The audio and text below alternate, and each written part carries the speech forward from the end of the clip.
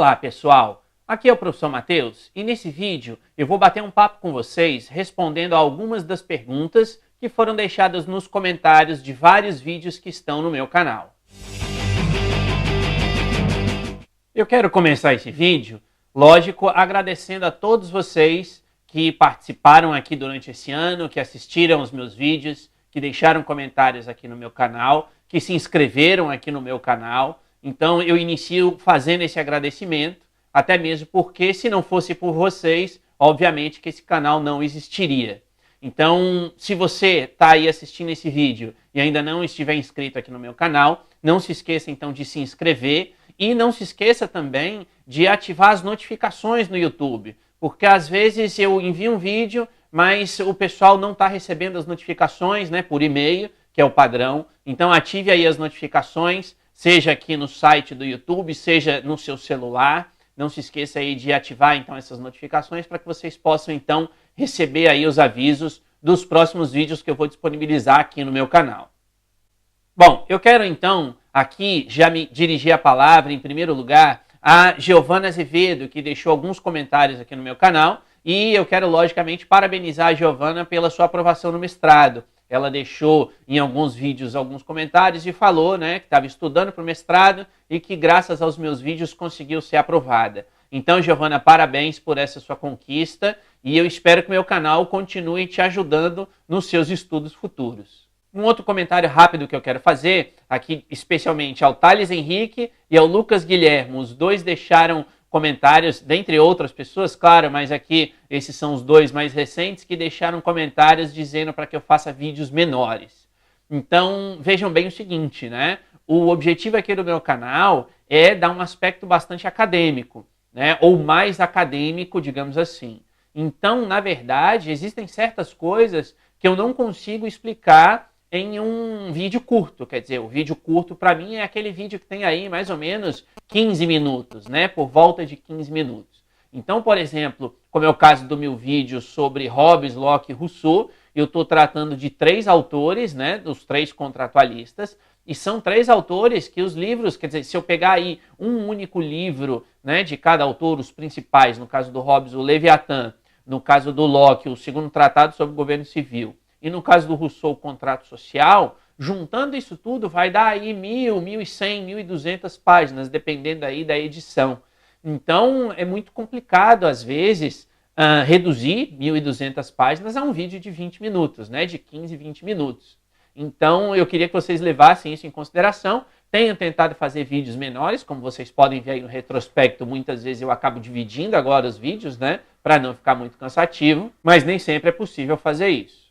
Vamos então entrar aqui nas perguntas. A primeira delas que eu selecionei foi feita pelo Charles Vieira e ele coloca o seguinte: gostaria de saber se, ao se referir à força que o governante atribui à Igreja, no capítulo 3 dos Principados Mistos no livro O Príncipe, se a gente pode interpretar que o Maquiavel está realizando uma crítica ao Estado confessional e apontando para um conceito de laicidade do Estado.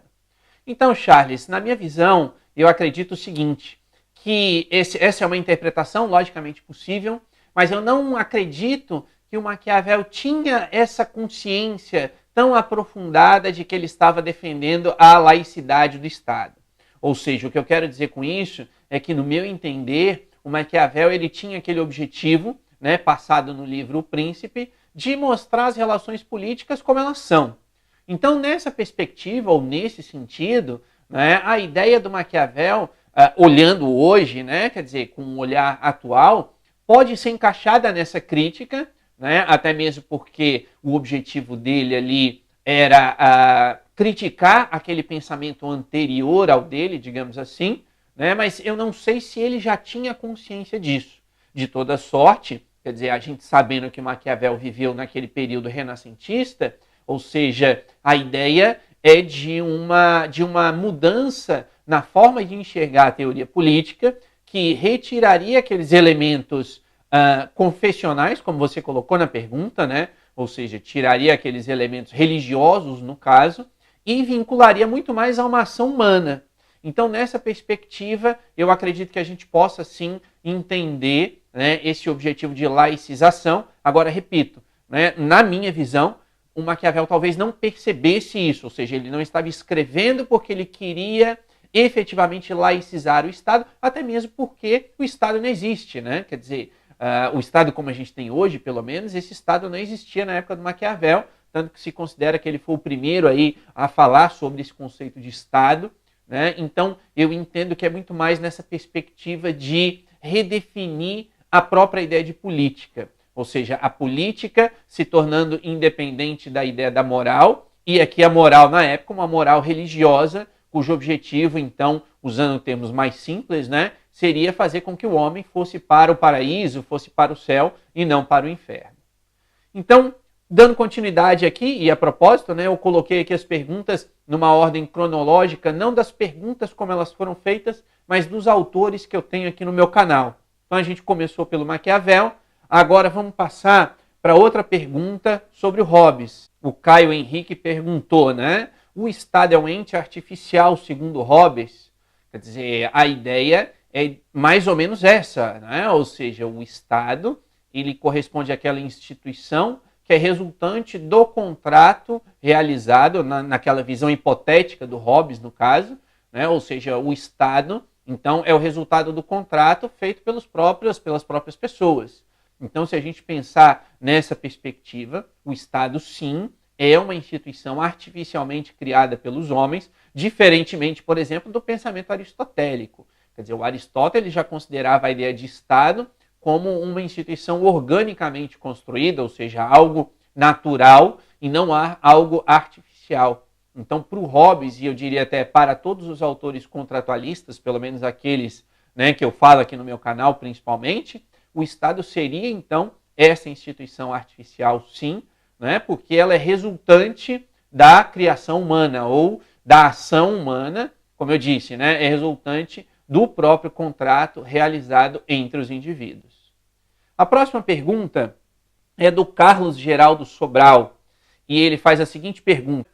Ouvindo a sua preleção no tocante a Rousseau, em determinado momento o senhor fala sobre o surgimento do conceito de propriedade privada, quando grupos de homens mantêm contato anteriormente não existente, esse contato, gerando o sentimento da necessidade das coisas anteriormente não percebidas. E aí vem então a pergunta dele, né? O conceito de propriedade privada já não vinha de Locke, quando este intuía que do trabalho das mãos de um homem surgiam os bens que lhe são então próprios, e que se ele trabalhava uma extensão de terra, essa terra, né, pelo trabalho nela aplicado, seria sua propriedade? Então é isso mesmo, ô Carlos.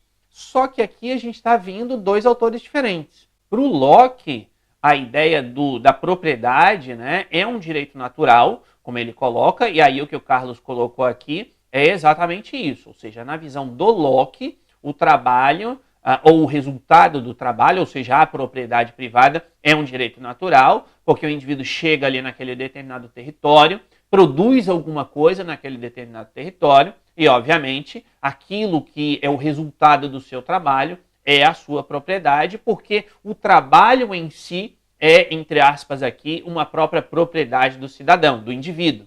Ou seja, o que o Locke quer dizer é que, assim como o indivíduo ele é o proprietário daquela terra que ele ocupa, por exemplo, como um direito natural, por uma dedução lógica, aquilo que surge como resultado do trabalho do homem naquele espaço que ele ocupa, também é dele. Agora, o Rousseau não. Quer dizer, o Rousseau ele tem uma perspectiva do estado de natureza que é diferente do Locke. Quer dizer, enquanto que o Locke coloca o direito à vida, o direito à propriedade privada e o direito de punir como direitos naturais do indivíduo, que são inalienáveis quando da criação do Estado, já para o Rousseau, ele parte do princípio de que as pessoas são livres nesse estado de natureza, ou seja, que as pessoas têm esse direito à liberdade como um direito natural, mas elas também têm o direito à igualdade como um direito natural, e como na perspectiva do Rousseau, a ideia de estado de natureza é uma ideia em que não existe a propriedade privada, quer dizer, o Rousseau vai entender então que é justamente essa propriedade privada que vai dar origem aos desentendimentos entre os homens, e esses desenvolvimentos então vão levar à necessidade de criação do Estado, né? Ou seja, a passagem do estado de natureza para o estado de sociedade. Então, sintetizando, enquanto que para o Locke a ideia de propriedade privada já é um direito natural no estado de natureza, e por ser um direito natural, um respeita a propriedade do outro. Ou seja, a ideia de propriedade privada, ela não vai gerar conflito entre os seres humanos, porque os seres humanos respeitam a propriedade privada um do outro por ser um direito natural, intrínseco e de conhecimento a todos. Já para o Rousseau, não. Quer dizer, já para o Rousseau, como a propriedade privada não é um direito natural, ou seja, é algo que surge com o desenvolvimento da própria sociedade, então vai ser essa propriedade privada, quer dizer, vai ser a partir daquele momento em que um vai dizer, olha, isso aqui é meu, né, e você não pode mexer nisso aqui que é meu, e o outro, então, não reconhecer esse direito, é a partir daí, então, que vão surgir os conflitos que vão fazer com que seja necessária a criação do Estado. E ainda no âmbito do Rousseau, o Rafael Pedra perguntou aqui o seguinte, se o pensamento do Rousseau seria aplicável na atualidade. Quer dizer, Rafael, eu acredito, eu imagino que você esteja se referindo à ideia do Rousseau de uma democracia, né? Ou seja, aquela democracia direta baseada na vontade geral. Então vamos lá, Rafael. Eu acho que é muito complicado colocar em prática essa ideia do Rousseau na atualidade. E eu te digo por quê.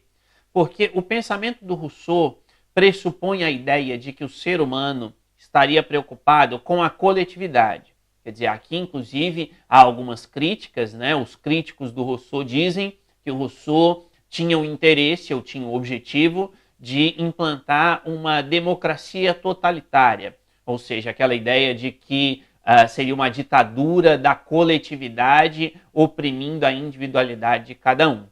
Então, eu não vou entrar aqui nesse mérito, lógico, mas o que eu quero dizer? Eu acredito que seja complicado colocar em prática, não necessariamente a ideia de que o cidadão pode participar diretamente. Porque eu acho que com os meios técnicos que a gente tem hoje, seria plenamente possível, por exemplo, os indivíduos participarem de um plebiscito, de um referendo ou até mesmo de eleições em casa, votando pela internet. Basta a gente ver aquelas enquetes que às vezes surgem no site do Senado Federal, por exemplo, que eu acompanho um pouco mais, em que as pessoas vão ali, participam, votam, escolhem. Claro que aquilo ali não tem um caráter vinculativo, mas é um exemplo, quer dizer, talvez a gente até venha a caminhar nessa direção num futuro próximo, quem sabe.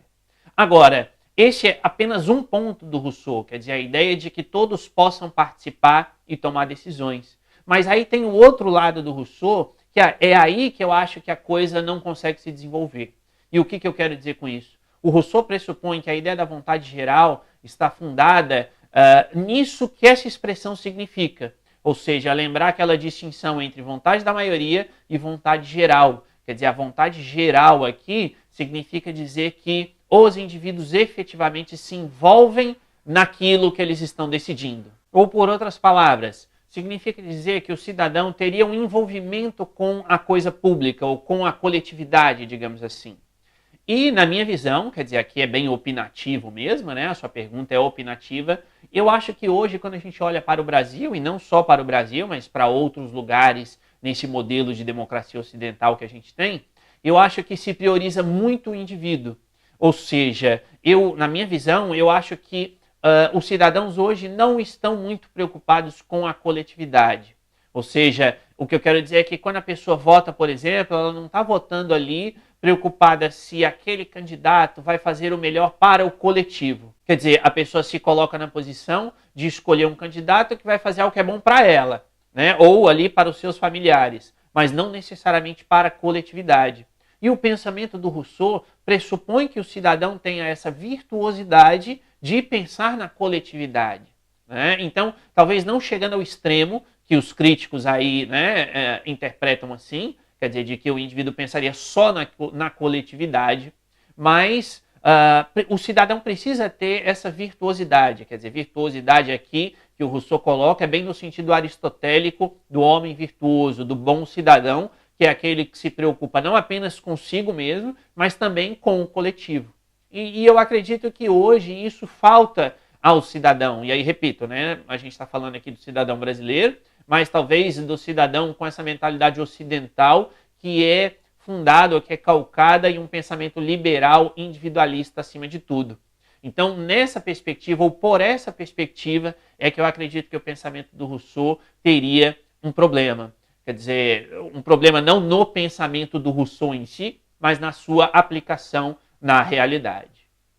Bom, pessoal, essa então é a primeira parte das minhas perguntas e respostas.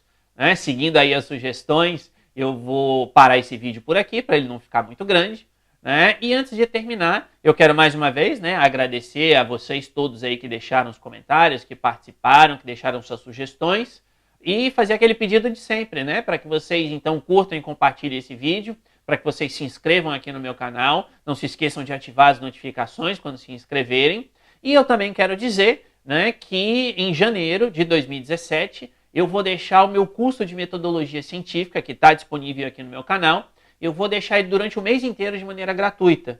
Então fiquem de olho aqui no canal, porque eu vou explicar com detalhes, né, como que isso vai funcionar. E eu digo isso porque no curso, quando o curso é pago, quem faz o curso recebe um certificado e etc. Então agora, nesse mês de janeiro, deixando de maneira gratuita, eu não vou fazer a emissão desse certificado para aqueles que participarem, para aqueles que fizerem o curso. Eu vou explicar com mais detalhes aqui num próximo vídeo que eu vou disponibilizar. Então, para isso, né, repito, não se esqueçam de se inscrever, de ativar as notificações, né, para que vocês possam, então, receber aí os avisos dos próximos vídeos que eu vou colocar aqui no meu canal. Então é isso, pessoal. Mais uma vez, muito obrigado. Deixem aí, né, os seus comentários, suas dúvidas, sugestões. Um abraço a todos e até a próxima.